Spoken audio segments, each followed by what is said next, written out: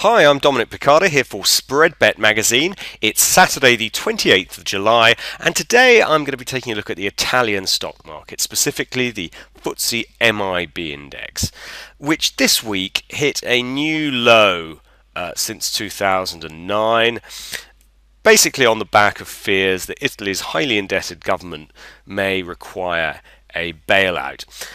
The country is struggling with recession.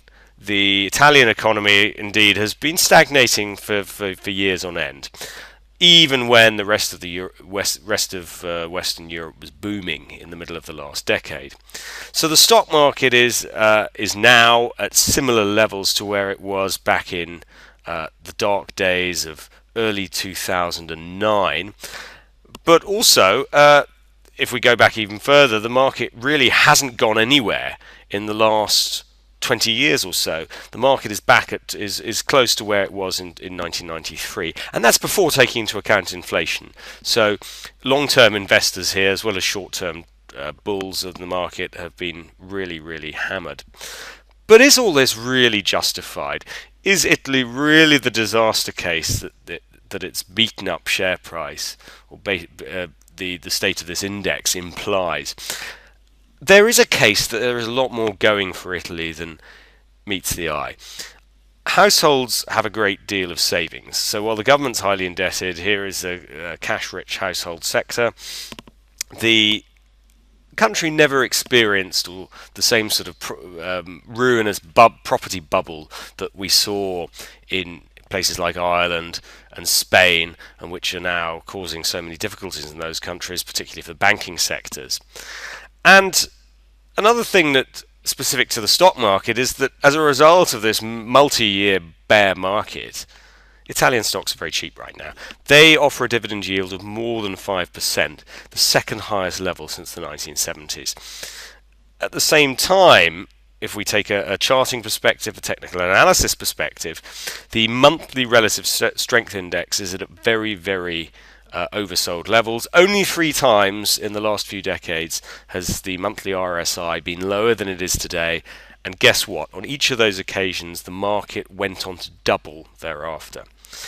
So clearly, if you're a bold long-term investor, I think there is a case for buying into Italy now, say via an ETF. I would hedge the risk of the euro. I think the euro will survive, but I think it needs to become cheaper in order to do so. But what about short-term trading?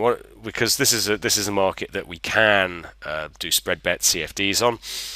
And this week, after the lows of the market were reached, the price has surged dramatically. Then that was a result of the imposition of a short-selling ban by the authorities on certain financial stocks, causing this really dramatic squeeze in the market. And as a result, the market is now approaching a line which for me is absolutely key in my whole trading approach. This is the 55-day exponential moving average, and when the price is above here, I would be minded to take long positions in this market.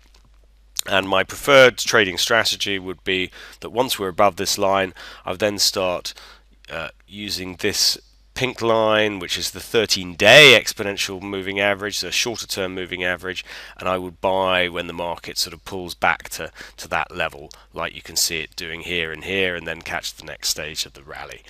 So I think there is a possible short-term trading opportunity here, but I want to see the market regain the territory above this 55-day exponential moving average. On a bigger picture view, I do not see the Eurozone disintegrating, nor Italy leaving the Eurozone.